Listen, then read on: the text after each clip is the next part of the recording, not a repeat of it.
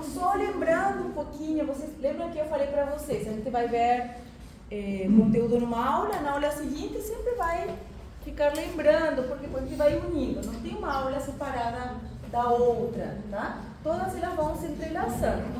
Então, aqui só lembrando um pouquinho que a gente conversou na aula passada, tá? Lembrando que nós tínhamos compartimentos intra e extracelular.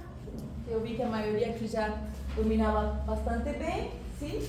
E nós vamos ver que, dependendo o sistema, dependendo da localização, existem outros compartimentos que não é nem o intracelular, nem o extracelular, nem é o interstício, nem é o intravascular, tá? Não é o vaso sanguíneo, não é o interstício, nem é dentro da célula. Que são esses espaços, tá? Que cumprem funções importantes, a gente vai ver a função, né, em cada sistema, que podem ser achados como transcelular, espaço transcelular. Esse conceito é dado para espaços como, por exemplo, no líquido sinovial, tá? O espaço intraarticular, tá? Ou o espaço que está entre o peritoneu parietal e visceral.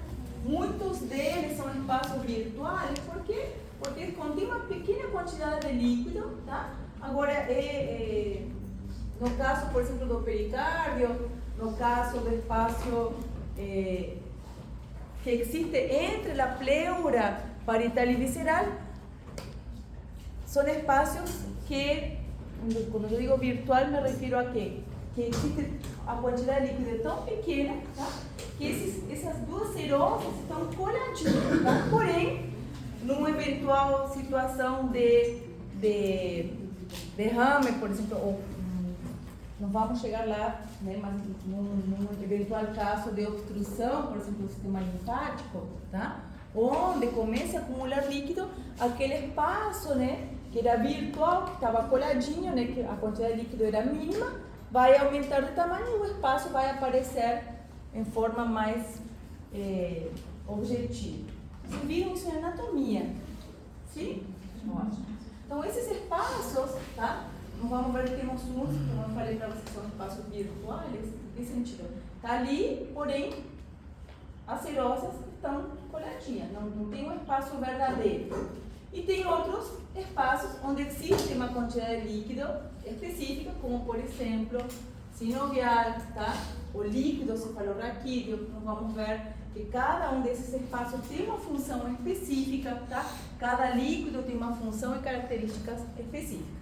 Só para, quando a gente chegar lá na frente, vocês já terem essa noção. Então, não é somente o intracelular e intravascular e interstício, temos outros espaços onde existem líquidos, tá? Com características físico-químicas específicas. Todos esses líquidos desses espaços derivam do plasma, tá? São ultrafiltrados do plasma. Então, a gente vai ver que compartem características do plasma, porém, alguns dos seus componentes vão variando. Bom, em quanto aos volúmenes, compartimentos, sim? Só que já vimos um pouquinho na aula passada, na classe passada. Essa regulação do volume intracelular, tá? Essa função reguladora de todas as funções, ainda está meu colo aqui, colinho, né? Todas as funções intracelulares, de regulação das funções intracelulares, está dada através da regulação das funções ou da regulação da composição e volume do extracelular. Lembra disso? Eu consigo modificar, eu consigo controlar a composição e volume intracelular a partir da regulação, do controle ou modificação da composição e volume do extracelular. Estão entendendo? Sim. Então, eu tenho aqui a minha célula, meu intracelular. Esse foi o conceito que a gente trabalhou na aula passada. Então, eu consigo modificar composição e volume do intracelular a partir do controle da composição e volume do líquido extracelular. Tá? Essa relação entre composição e volume, nós vimos que era a osmolaridade. E osmolaridade era o quê? Está mais para frente. Exato. A concentração de soluto dissolvente. Isso, por vamos colocar litro de solvente. Exato. Tá certo? Então, como que eu... y la manutención del volumen plasmático, ¿sí? Es importante, ¿por qué? Porque, primero, está asociada, lógicamente, nosotros vimos, esa molaridad extracelular estaba asociada a un soluto principal que era ozônio, isso aqui também já conversamos na aula passada. Agora, a manutenção desse volume plasmático é importantíssimo, por quê? Porque vai assegurar uma circulação, um fluxo adequado dentro do sistema circulatório para poder levar, né, a todos os sistemas e órgãos nutrientes e principalmente oxigênio e poder retirar, né, e levar para o rim o que precisa ser excretado, levar o CO2 para o pulmão para poder ser expirado, tá certo? Bom, isso aqui é parte geral, nós já vimos bastante na aula passada. O que eu devo entender? A gente vai vendo isso aqui, que essa composição em volume, logicamente, lembra que a gente falou sobre a homeostase? Dijimos que a homeostase, apesar de manter-se dentro de um rango de normalidade, sempre iba a variar, tá? Ela vai flutuando, sim? Dependendo a minha alimentação, dependendo vários fatores ambientais, ela ia ir sendo modificada e iam ir sendo acionados mecanismos de adaptação, mecanismos de compensação para manter sempre a minha composição e volume dentro daquele rango de normalidade. Porém, isso seria no dia a dia, né? Porém, existem fatores que vão ser também influenciadores, sim?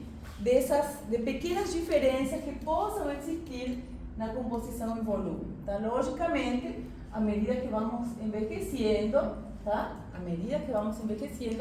A nossa quantidade de água, sim, vai diminuindo. Não só isso, senão que a gente vai perdendo também a capacidade de reter líquido. Então, a nossa osmolaridade, tá? A nossa capacidade de manter funções normais também vai se deteriorando, tá? Você vê isso na pessoa idosa, por exemplo, a capacidade dela se recompor é muito menor que de um adolescente, tá? Que ele rapidamente vai se recuperar, tá? Você vê também na pele, tá? No caso da desidratação, o paciente idoso se desidrata muito mais rápido do que um paciente jovem, tá? Então sempre tem que levar em conta a idade do paciente, o sexo também, tá? A porcentagem de água no sexo masculino é maior, tá? Sim? Por quê? A primeira pela proporção de tecido adiposo, que na mulher é maior, e no homem, maior proporção de tecido muscular, tá? O homem tem mais sangue que a mulher? Sim, de fato. Inclusive a testosterona, ele também é um hormônio que, além de todas as funções, né, que é o hormônio que mais músculo produz, junto ao hormônio de crescimento, a testosterona ainda está lá no topo, né? Também é um hormônio que estimula a gênese de hematíase, tá? A eritropoiese. Então, o homem tem um volume maior de eritrocitos. Normal, porque tem mais músculo, tá? Precisa mais sangue para levar oxigênio a um tecido maior. E também, logicamente, na constituição, tá? Não é a mesma coisa, o volume de água, né? Que ela tem no corpinho, ela é pequenininha, que você, tá? Que tem um volume corporal maior. Então, não é a mesma coisa uma pessoa, um adulto, né, da mesma idade, de 1,50 m que de 1,80 m. Fala. Professora, a questão da idade, eu não entendi. É menor ou maior? Quanto menor a idade, maior a proporção de água. Tipo, um bebê tem mais... Proporção, não quantidade. É, proporção. Proporção, né? Proporção. A gente vai perdendo água proporcionalmente com a idade. A gente vai se desidratando. Olha que triste. Vai murchando, ela fala. Sim, de fato, tá? E não só... Por quê? Porque a gente perde a capacidade de retenção, se derreter. Por isso que é tão importante a hidratação. E parece que vão ficando velhos e mais teimosos ficam para beber água, né? Não parece? Que é a idade que mais precisa. Cara, tu precisa beber mais água nessa idade. Não, mas eu não gosto de água. Normal. Quem já não brigou com a avó para beber água, né? Não gosta, não sei por quê. Ele precisa. Não tomava de jeito nenhum, tem que obrigar a tomar uma vez. Eu tinha um paciente, ele era alcoólatra, na verdade, né? Mas ele se controlava, enfim, não tinha nenhum transtorno pelo alcoolismo, mas ele tinha uns certos probleminhas. E eu insistia para ele beber, ele não bebia água, né? E ele falava assim para mim, capaz que eu vou desperdiçar a minha sede com água.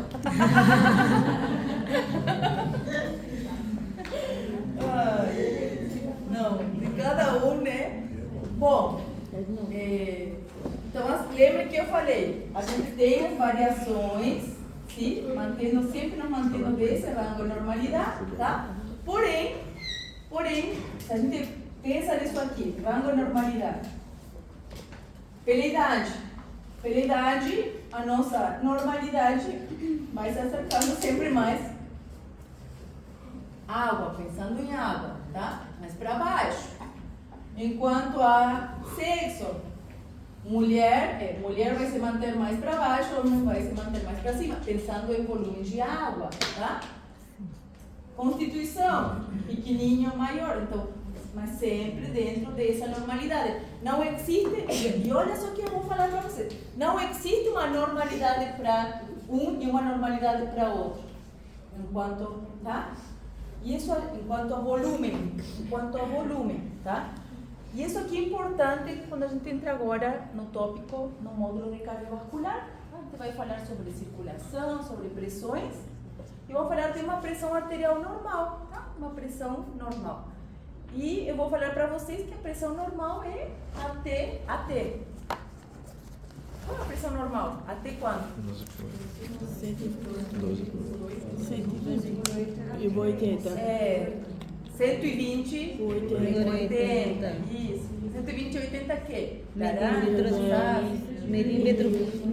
Milímetros de mercúrio. Isso. Essa pressão é AT, é o máximo, né? Então não é que todo mundo tem que ter 120 e 80, tem que ter até 120 e 80.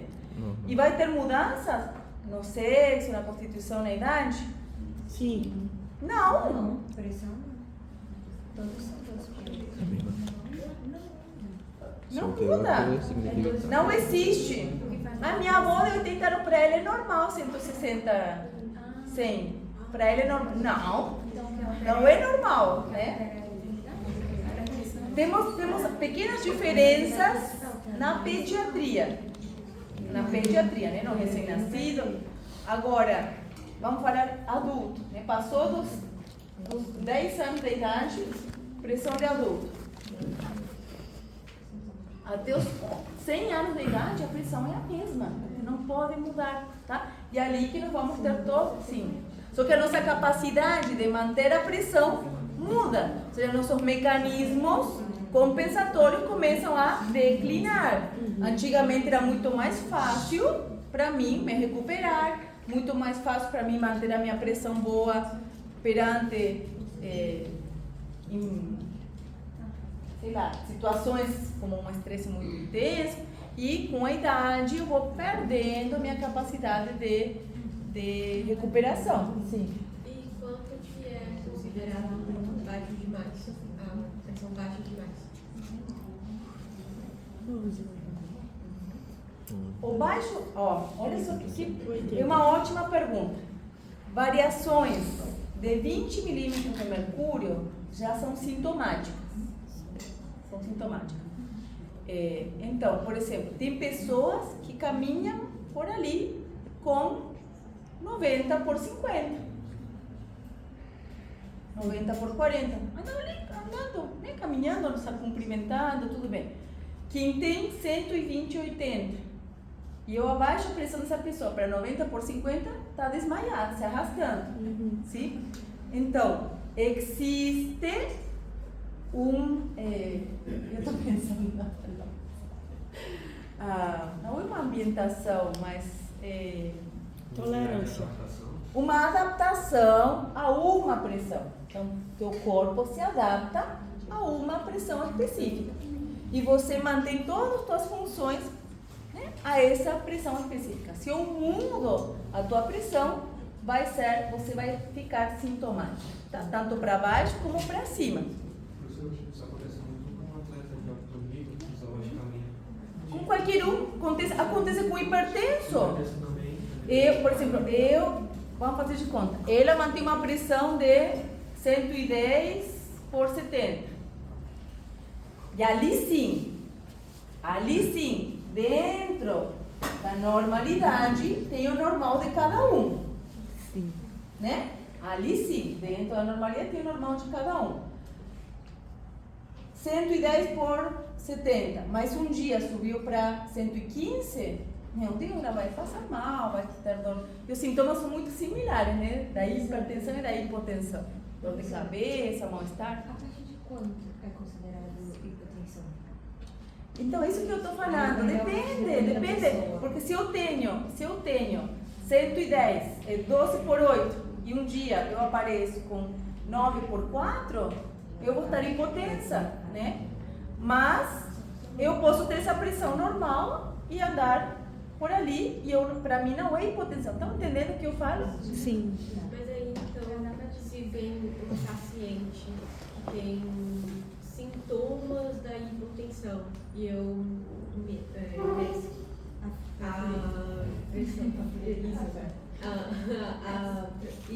a tensão e é 12 por... Não.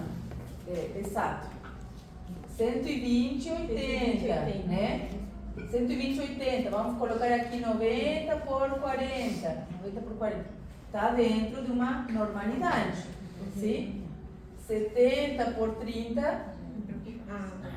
Já, né? Aí já é muito baixo. Mas assim, sintoma, vamos fazer de conta. O paciente vem com 10 por 6. Com sintomas de hipotensão, você tem que ficar de olho. Porque se ele com essa pressão, que é super normal, excelente essa pressão. Essa aqui é a pressão, a melhor, né? A melhor pressão. Manter uma pressão de 100 por 60. Né? Nossa, uma pressão que o coração não sofre, o endotelium não sofre, tá tudo bem bonitinho. Isso aqui está no limite, né? Está ali, com um pezinho na hipertensão. Agora essa pressão não está afiadinha, perfeito. E vem com sintoma de hipotensão, quer dizer que a pressão normal dela está aqui. E quando ficou normal, ela já está sentindo hipotensão, tá? E aí, no caso, essa pessoa seria classificada como hipertensa? Não, você tem que fazer o diagnóstico. Você vai falar para essa pessoa, vai no cardiologista, essa pessoa vai ter que fazer exame, vai ter que fazer um mapa, que é um monitoreio ambulatório da pressão arterial, vai ter que fazer um Holter para ver como está o eletro 24 horas, vai ter que fazer uma ergometria, que é um teste de esforço, tá? Para ver como que varia a pressão durante o exercício. Então ela vai ter que fazer uma pesquisinha, primeiro para avaliar se ela é hipertensa ou não, e para identificar a causa da hipertensão, porque tem diferentes causas. Tem hipertensão primária. Hipertensão primária é aquela normal, né? Aquela comum, aquela frequente, não vamos falar normal, aquela mais frequente. O vaso sanguíneo endureceu, vai ficando mais rígido, tem um fator hereditário, fatores ambientais, tá?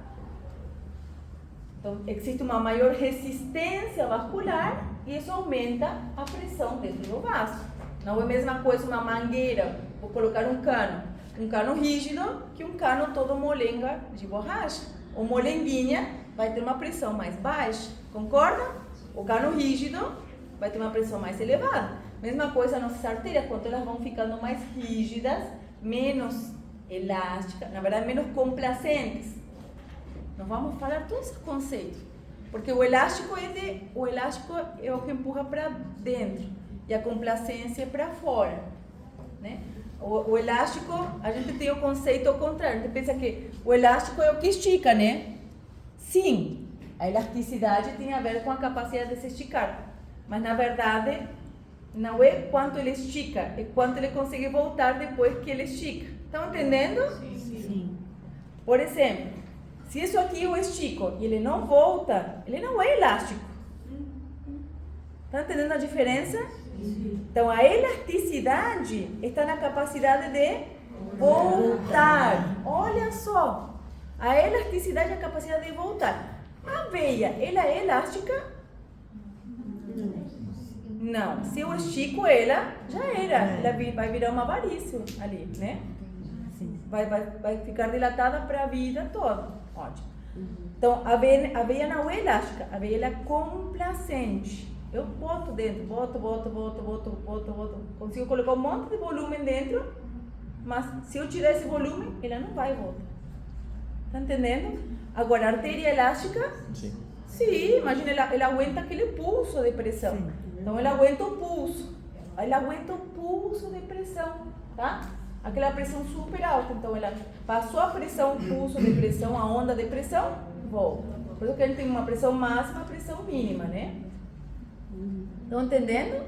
Sim. Olha só. Então, o que a gente estava falando? Já teve uma dúvida. Acho que eu entendi minhas companheiras. Quando um paciente chega em uma urgência e emergência, com uma pressão, a gente tem um parâmetro de 120 e 80 milímetros de mercúrio. Máximo. Sim. Só que o paciente chegou com uma pressão arterial de 100 por 60 milímetros de mercúrio. A gente necessita relatar como hipotensão. Não. Tem que verificar. A hipotensão é clínica, que o sintoma é clínico, a não ser que seja uma hipotensão de, como eu falei, 70 por 60, né? Aí sim, nossa, tá hipotenso. Agora, se é o que eu falei, ela diz que tem pressões de 80, 90. 9 por 6 ela está andando, correndo, fazendo atividade física, indo na academia. Você vai relatar hipotensão? 9 por 6? Não. Eu falei, vocês colocam aqui, você não relata hipotensão. Você não pode falar que o paciente é hipotenso com 10 por 6. Mas você vai colocar um signo de alerta, esse foi um exemplo que eu dei. Signo de alerta porque se o paciente está se sentindo hipotenso com uma pressão normal, você tem que ficar de olho, porque a pressão dele é bem mais elevada. Estão entendendo essa diferença? Porque depois, com variações acima de 20, você começa a ficar sintomático. Por isso que a gente faz o exame clínico, porque vai depender também se ela é fumante, se ela é alcoólatra, se é a idade, tudo isso vai interferir também a pressão dele. Mas a clínica que é soberana, não é o laboratório nem a clínica que é soberana. Você não vai fazer absolutamente nada, você não vai atuar, você não vai agir por parâmetros de laboratório. O que manda é a clínica. O único exame complementar que manda por cima da clínica e que não interessa, não adianta nada, só é a biópsia. Professor, e às vezes ainda, por exemplo, o clínico está bem, mas visivelmente a gente vê que ele tem relatos que está tendo uma hipotensão. E como a gente não sabe o parâmetro dele da pressão normal, a gente já vi em alguns casos, por exemplo, de aluno que veio com o mapa, essas coisas para mim, que os médicos ainda botam um ponto de interrogação. Possível hipotensão, possível hipertensão, tipo, não está correlacionado, porque, tipo, igual você está falando todo o tempo, ele está eticamente bem, está fazendo atividade bem, mas a pressão dele diminui muito pouco e aumenta muito pouco. Também uma observacional é muito importante junto com a clínica. Tudo. Por exemplo, esse paciente que vem com 10% com sintomas de hipotensão, tu vai tratar? Não. Mas ele está sintomático, ele está passando mal. Aí sim. Não.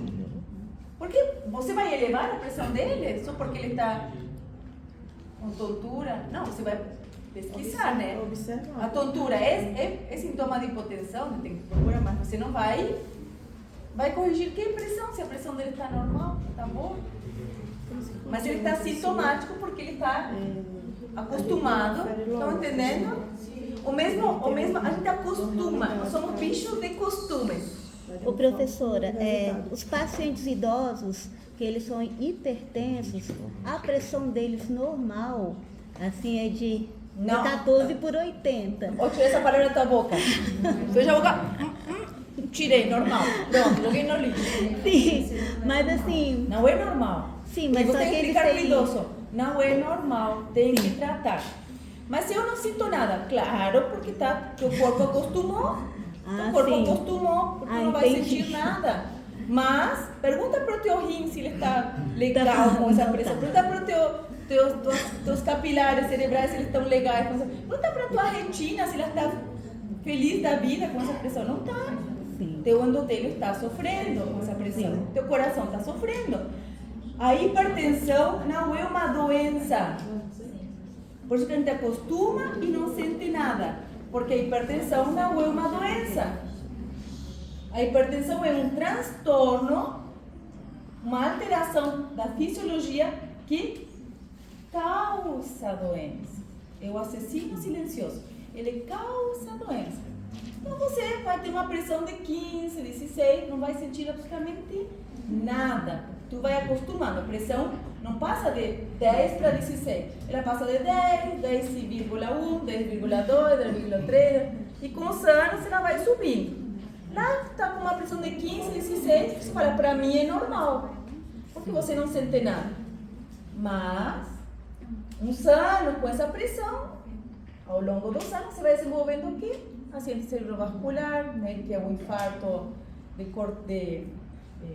cortical, né, que é aquele múltiplo infarto múltiplo, são pequenos microinfartos que vão acontecendo, ou pequenos microderrames, né, que vão acontecendo, o AVC hemorrágico, aquele agudo, né, que é aquele propículo hipertensivo.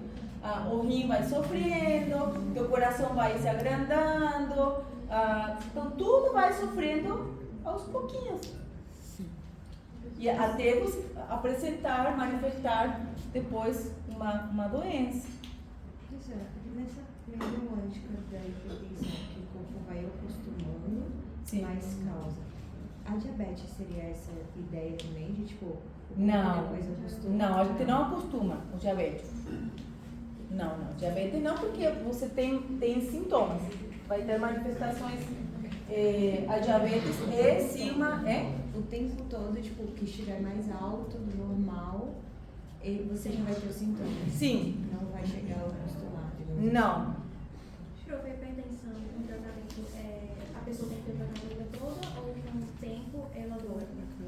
Pode normalizar. Depende da causa. Se minha hipertensão é secundária à minha obesidade, é só eu emagrecer que é minha hipertensão some. Mesma coisa a diabetes, né? Agora, se minha hipertensão é hipertensão primária, não vou curar nunca. Eu vou ter que tratar a vida toda. Depende. Se minha hipertensão for reativa ao meu estresse, e eu mudar de trabalho, eu vou morar lá no Caribe e trabalhar na beira da praia, eu vou curar meus problemas, minha hipertensão, né? Se o problema de hipertensão é o coleguinha e você separa do coleguinha, a hipertensão resolve. Fala. Só que não é normal isso também, né? Só para esclarecer, uma hipertensão, por mais que clinicamente não seja observado, mas ao longo do tempo pode trazer consequências no organismo, tipo prejuízo endotelial e tudo mais. Então tem que ser controlada, por mais que clinicamente a gente não perceba alguma coisa. É por isso que estou falando, é o assassino silencioso. Ele não é uma doença, ele causa doenças. Já né? a hipotensão, por mais que clinicamente também não seja observado nada, não traz essa necessidade de controle como a hipertensão. Salvo Se apresentar algo clinicamente. Isso, salvo, dependendo, assim, quando tem que tratar uma hipertensão, tem que tratar sempre. Por isso que eu falei, tira-se normal, Acima de 12/8 tem que tratar todas. Não tem, essa aqui não vou tratar, essa aqui vou esperar. Não, todas elas tem que tratar. Qual é o tratamento? Muitos tipos de tratamento e cada um vai se ajustar ao tipo clínico, à fisiopatologia da hipertensão, enfim. Hipertensão tem que ser tratada sempre, sempre. Porque ela, mas ela não sinto nada. Não sinto nada agora, mas daqui a uns 10 anos vai ficar com insuficiência cardíaca, vai ter insuficiência renal. Então, hipertensão tem que tratar sempre, tá? E os danos, olha só, os danos da hipertensão são irreversíveis, tá? Os danos causados pela hipertensão, eu falei que podia comer,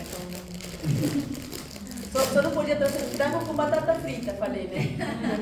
O dano da hipertensão é irreversível, tá? Eu consigo reverter o engrossamento miocárdico? Não. Eu consigo reverter o dano endotelial causado no glomérulo? Não, tá? Tem que tratar sempre. Hipotensão tem que tratar? Depende. Depende se a hipotensão está causando prejuízos na qualidade de vida da pessoa. Tá? Depende. Então, se a pessoa, por exemplo, fala... Uma curiosidade particular. A retinopatia hipertensiva, ela é uma hipertensão exclusiva ocular ou ela é secundária à hipertensão sistêmica? Ótima pergunta. É secundária a uma hipertensão sistêmica. Nós temos capilares que são os que mais sofrem, né? Aliás, nós temos doenças endoteliais. Ixi, a gente vai conversar disso. Aliás, vocês vão ver a fisiopatologia das doenças do endotélio e fisiopata. Mas quais são as doenças que machucam o endotélio? A hipertensão e a diabetes são as top 10, né? Hipertensão e diabetes são as doenças que mais lesionam o endotélio. Quando, e a gente vai falar disso, o endotélio, nós temos, vamos falar isso em circulatório, nós temos um sistema simpático que tem a capacidade de vasocontrair e quando eu inibo o simpático, vasodilata. Ok. Porém, o próprio endotélio tem autorregulação de vasodilatação, não de constrição, mas vasodilatação. Então, o que acontece? Quando o paciente é hipertenso, os endotelios que sofrem com essa hipertensão, como a retina, o glomérulo, o sistema nervoso, eles vão liberando substâncias, sim, como óxido nítrico, que são vasodilatadores, tá? Então, vasodilata para proteger, né, o endotélio, para proteger o vaso por dentro. Mas esses mecanismos, com o tempo, né? Uma coisa é eu ter uma hipertensão, liberou óxido nítrico, vasodilatador. Agora, se todo dia, 24 horas por dia, durante muitos anos, de uma hora que esse endotélio vai acabar se lesionando, tá? Quando o endotélio se lesiona, né, que aqui, aí vem a doença endotelial, esse endotélio machucado, lesionado, ele perde a capacidade de se dilatar e aí começam a aparecer as doenças, a retinopatia, a doença renal, a doença a nível do sistema nervoso, que são os capilares que mais se lesionam. Que outras doenças lesionam o endotélio? Não é só a diabetes também, inflamatória, mas outras doenças como, por exemplo, a cigarro. Cigarro é uma doença, causa doenças endoteliais, tá? Vai lá ver a parte vascular, a perfusão sanguínea do fumante enquanto está fumando. Está tudo... eu vejo que estão ontem fazendo assim, né? Pro outro lado. Eu te falei, tá? Então mas aí entraria dentro daquele conjunto de doenças do endotélio, tá? Mas a hipertensão a hipertensão ocular própria é o glaucoma, que é diferente. A retinopatia hipertensiva é uma hipertensão sistêmica que lesiona o capilar da retina. Agora, o glaucoma é um aumento da pressão do líquido dentro do olho. Então, nós temos a retina, que é um epitélio sensível, e as artérias da retina elas são superficiais. Nós temos vasos sanguíneos por trás e vasos sanguíneos na frente. Tanto que no fundo do olho você consegue ver as artérias, tá? O que acontece? Elas estão aqui. Lembre que a retina é ao contrário, né? Começa lá no fundo e termina aqui. E aqui nós teríamos o líquido. A retina, as células fotossensíveis estão lá no fundo. É a última camada lá no fundo do olho. E elas vão vindo e termina aqui. Diferente do que a gente acha que a fotossensível é aqui e a transmissão é para trás. Não, na retina é ao contrário. Então, o fundo está aqui. E por aqui temos as artérias. Quando aumenta a pressão intraocular, que é o glaucoma, ou seja, ou aumenta a produção, ou tem um problema na reabsorção, então se acumula líquido, esse líquido pressiona, né? Causa uma pressão dentro e acaba comprimindo as artérias e causando uma isquemia, né? Por compressão. Que leva a cegueira também, né? Bom. Professora, a senhora poderia comentar, assim, só para me esclarecer, sobre a hipertensão primária?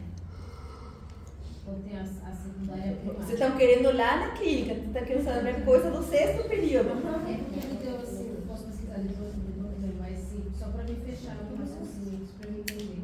A hipertensão primária é causada por um aumento da resistência vascular.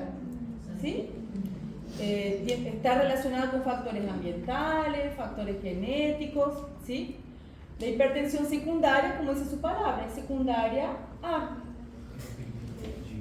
Ela aparece, agora, a hipertensão primária é aquela que, quando apareceu, aumentou a resistência, as artérias vão começar a ficar mais rígidas, e isso vai aumentando a resistência, ela é progressiva, aos poucos.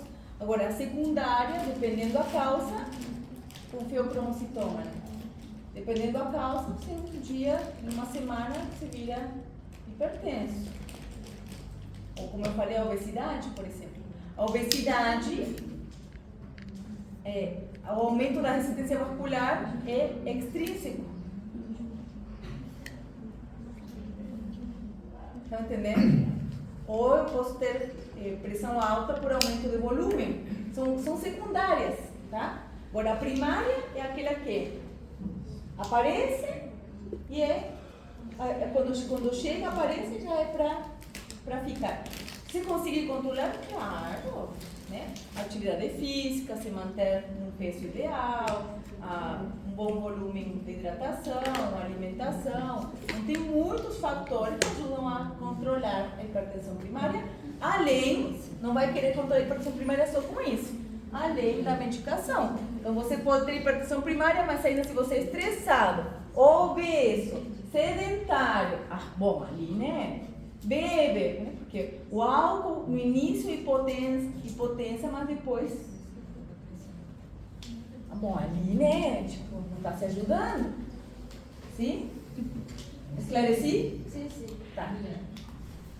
Bom, então isso aqui nós já vimos, sim? O conceito de osmolaridade ficou claro, né? Vi que já ficou bem claro. Sim. E qual é a osmolaridade normal dos líquidos corporais? 300. 300. Olha, 300 o quê? Laranja, batata? Milímetros. Osmole por litro. É importante eu sempre lembrar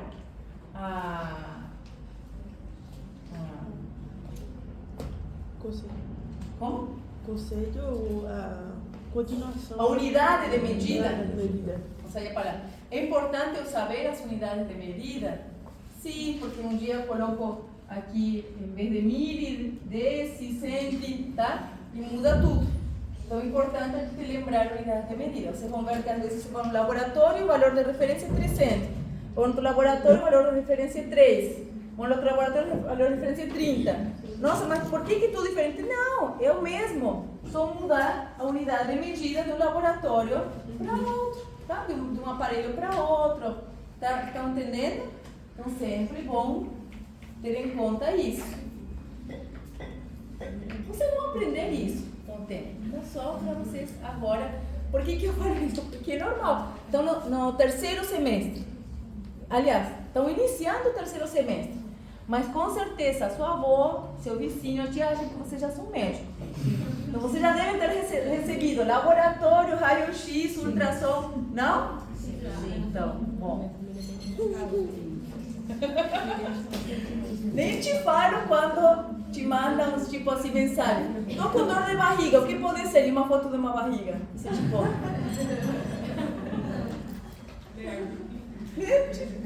Sei lá, o que pode ser? E a foto da barriga, como se a foto fosse esclarecer alguma coisa, né? Minha resposta sempre depende. Depende, gente, dor de barriga.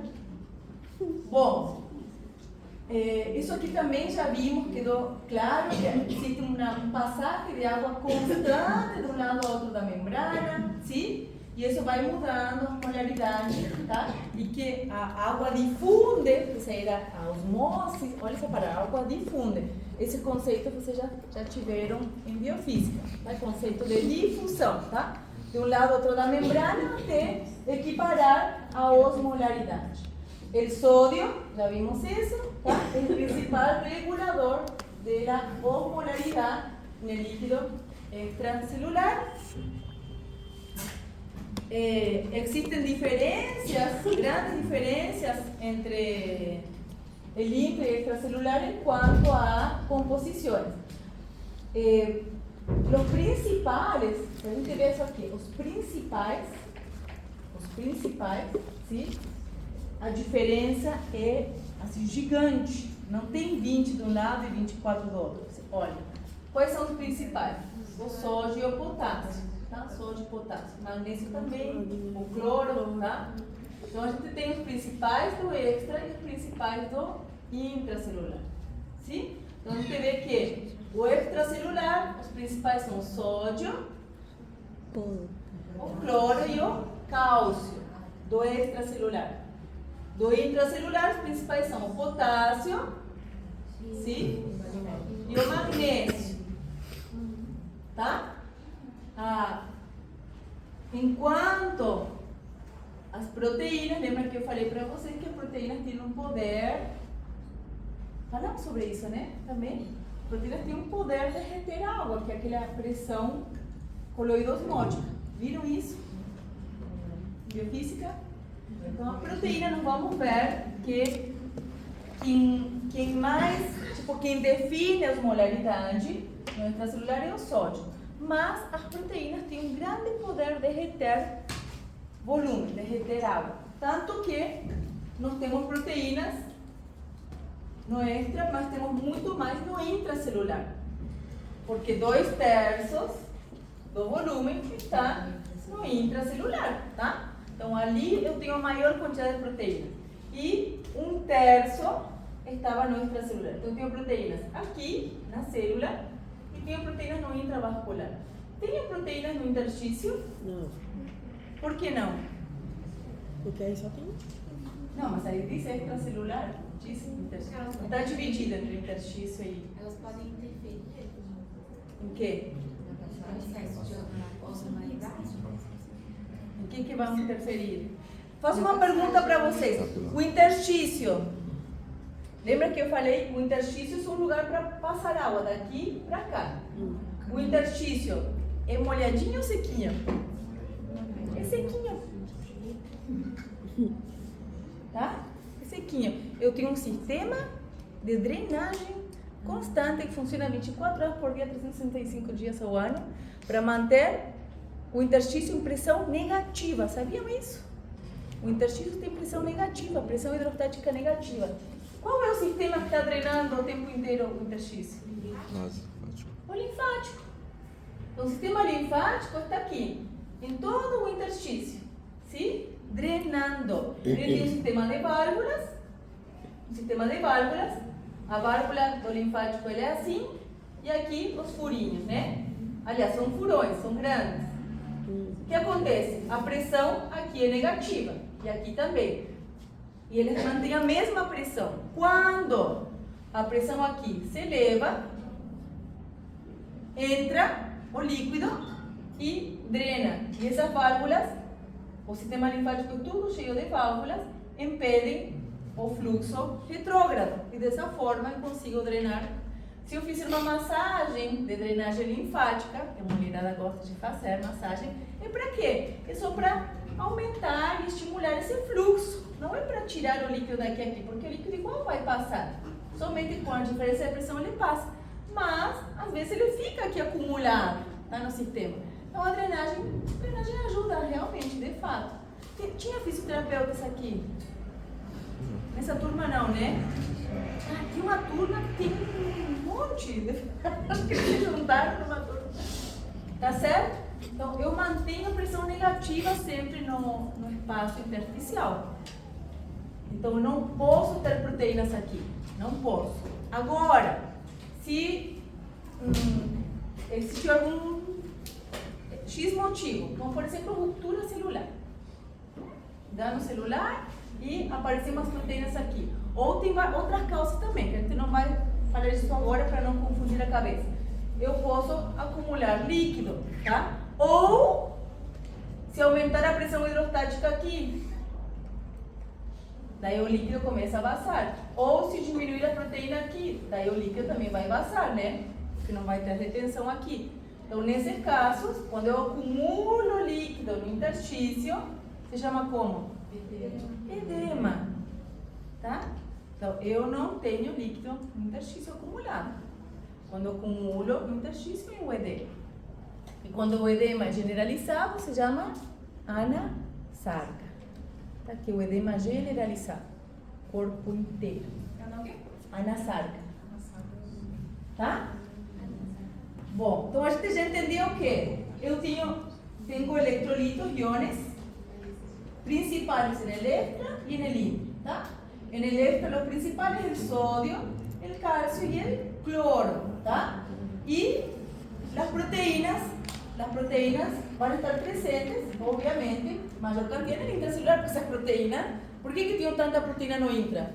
Gente, a proteína aqui faz tudo, né? A proteína é a enzima, a proteína é o transportador, a proteína é o receptor, a proteína é a estrutura, a proteína é tudo, né? Proteína é tudo. Proteína, tudo é feito de proteínas dentro da célula. Tem que ter esse conceito. Tudo é o tijolo, tá? Tudo é feito, é o tijolo e o semente, tudo é feito de proteína dentro da célula. Se eu quero ativar uma célula, eu tenho que ativar o quê? A transcrição genética para a síntese proteica. Se eu bloqueio a síntese proteica de uma célula, eu bloqueio o funcionamento de uma proteína, de uma célula, tá? É importante a gente memorizar esses números para a prova? Eu nunca vou cobrar qual é o valor normal do sódio, mas tem que saber qual é o principal intra e qual é o extra, tá? E os valores vocês vão ir memorizando em forma passiva. Porque a gente vai ver tanto ele, que uma hora vocês vão lembrar que em média, que já trabalha na clínica, o sódio é 140, né? Em média. Então, em forma passiva vai ir entrando, tá? Você não precisa decorar, mas como a gente vai ver todas as aulas, uma hora tu aprende. Do extra, o sódio, o cloro e qual mais que você Tá ali? O cálcio. Magnésio não, né? O do extra seria só o sódio e o cloro? O sódio, o cloro e o cálcio. A gente vai ver por quê. Tá? São íons que vão ingressar na célula e vão atuar nos potenciais de membrana. Sim? Tá certo? Então, jamais vou cobrar. Qual é a quantidade de cloro no intracelular? De que serve para vocês saberem isso? De nada, absolutamente nada. Tá bom? Bueno, entonces, vamos acelerar, senão. Mas gosto que perguntem, tá? Você tem que perguntar, tirar dúvida. Então, sódio, cloro e cálcio são os principais iones, tá? Electrolitos, isso nós vimos aí, são electrolitos. Vamos ver também que a osmolaridade plasmática también puede aumentar, puede alterarse cuando existen aumentos de otros solutos, tá? Não foi na turma de vocês que perguntaram da diabetes, né? Eu perguntei agora, mas do Não, na aula passada, tem uma turma que perguntou. A glucosa e a ureia também vão ter influência, né? É um soluto ou não? Então, em condições normais, o principal é o sódio. Porém, se eu tiver uma elevação da ureia, mas principalmente se eu tiver uma elevação da glucosa, tá? Eu vou ter alteração, sim, da osmolaridade. Por isso que a gente não passa essa percebida, né? Aumentou a glucosa, aumentou a glucemia, e o paciente vai estar sintomático, tá? Vai estar sintomático. O paciente não acostuma. Vamos ver, por exemplo, em endócrino, en Fisio 2, vamos a hablar sobre, tenemos una clase solamente de páncreas, de diabetes, ¿sí? Pero que uno de los síntomas de diabetes, ¿lembra los 3P, los diabetes? ¿Alguien ya sabe? Mija muito. Poliúria. Poliúria por quê? Nós vamos ver a fundo, né? Mas assim, a grande rasgo, eu tenho uma glucemia, ou minha glicemia normal é até 100. Ótimo. Meu rim consegue consegue reabsorver glucosa até 100, até 180, ela consegue reabsorver 100%. Por quê? É normal eliminar glucosa em urina? Não. Eu posso ter glucosa em urina? Não. De jeito nenhum. Não. Glucosa em urina é patológico sempre. Sempre. Não tem mais não. Mas é normal? Não. Sempre patológico. Porém, por quê? Porque o rim consegue manter ela sempre. Mas a glucosa é precioso, né? A glucosa é minha comidinha. Imagina, eu estou jogando fora a glucosa. Nunca, jamais. Então o rim sempre está reabsorvendo. O que acontece? Mas se eu tiver uma glucosa de 500, 600, não consegue, não dá conta, não vamos ver transportadora. Por quê? Porque ela se transporta por proteína transportadora. E a proteína transportadora que reabsorve a glucosa esgota, né? Eu tenho ônibus para 100 pessoas, mas de repente vem 500, não, gente, o resto vai ter que, né? A mesma coisa a glucosa, né? Nós temos transportadores que vão esgotar, então essa quantidade a mais, lamentavelmente, vai ter que passar, né? Sair fora com a urina. O que acontece? A glucosa tem um poder osmótico forte. Então, essa glucosa no túbulo que não foi absorvida, ela vai puxar quem? Água. Então, o paciente diabético, ele tem poliúria, ou seja, aumento na quantidade e na frequência da urina. Por quê? Porque ele está fazendo uma diurese osmótica. Tá? Ele urina muito porque tem muita glucosa na urina, e essa glucosa, ela tem muito poder osmótico, fica arrastando água. Os sintomas, né, do diabetes, isso vai muito ao primeiro. Muito xixi. O que acontece? O que acontece com a osmolaridade do plasma? Está aumentada ou diminuída com uma glicemia de 500? Aumentada, né?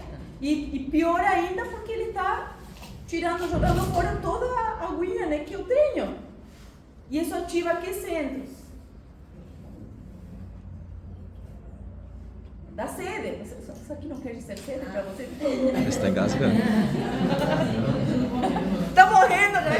E não dá para as costas, né? Não, o engasgo é assim, né? Não se confunda. Tá, então o paciente, o que acontece? A osmolaridade elevada ativa os centros centrais da sede. Então o paciente tem muita sede.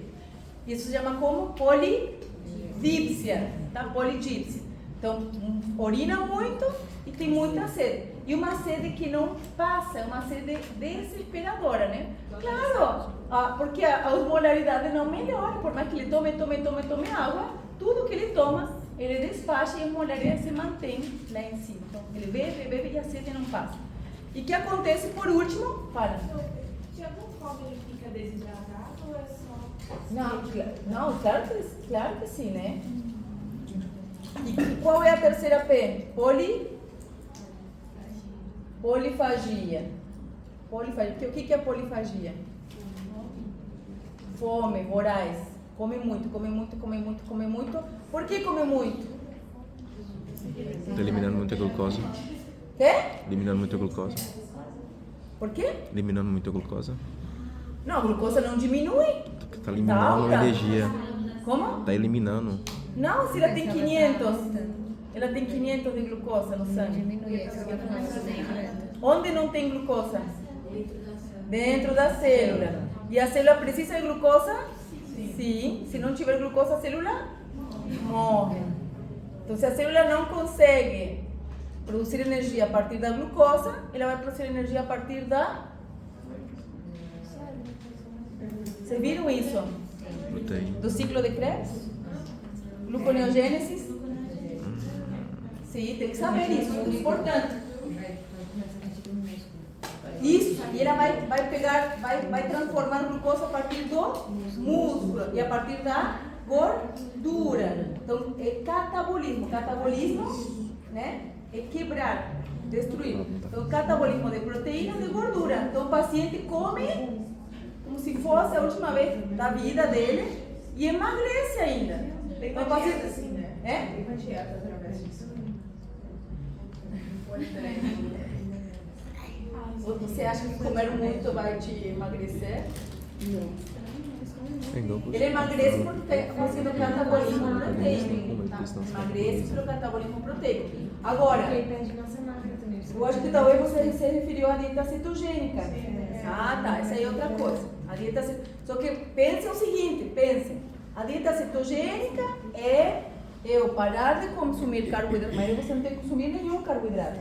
Nem tomate, nem fruta, nem nada, né? Aí você para de consumir nem feijão, nem nada. Você para de consumir carboidrato para teu corpo começar, depois de umas horas, isso.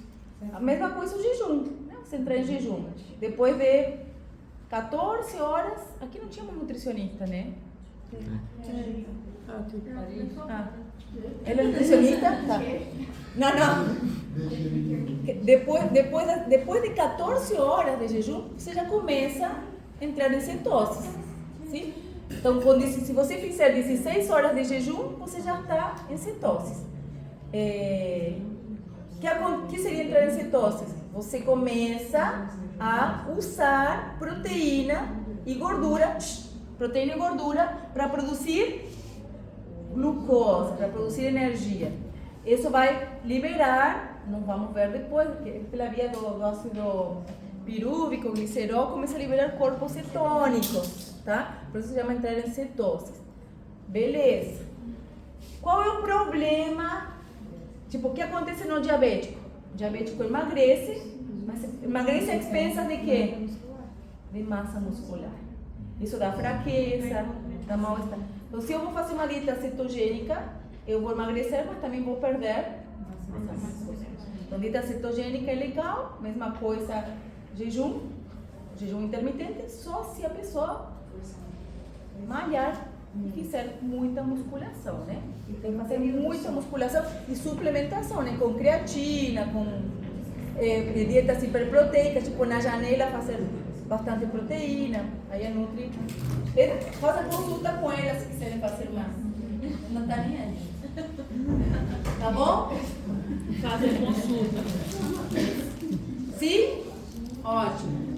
Então, quais são os tipos de transporte? Isso aqui eu vou passar rápido, porque vocês já sabem isso aqui. Tá? Membrana, que é barreira física, né? Já vimos isso aqui entre o intra e o intracelular, que é a bicapa lipídica. Isso aqui você vê, gente, você vê desde o fundamental, você também por isso. Tá. Então tá, vamos passar efeito de colesterol, tá, blá blá, vamos passar tudo isso aqui, sim? É um mosaico fluido, lembra que tem constante movimento, tá? Não é uma coisa fixa. Não vamos parar isso aqui porque vocês já viram, já sabem isso aqui. Então temos diferentes tipos de proteínas de membrana, tá? Muitos tipos de proteínas de membrana. Tem a proteína membrana que ela vai agir como segundo mensageiro, tá? Ou seja, que vai ter funções só intracelulares. Tem uma proteína de membrana que vai ter funções como receptor, vai ter a proteína de membrana que vai ser sinalizador, vai ter a proteína de membrana que vai ter funções antigênicas, vai ter a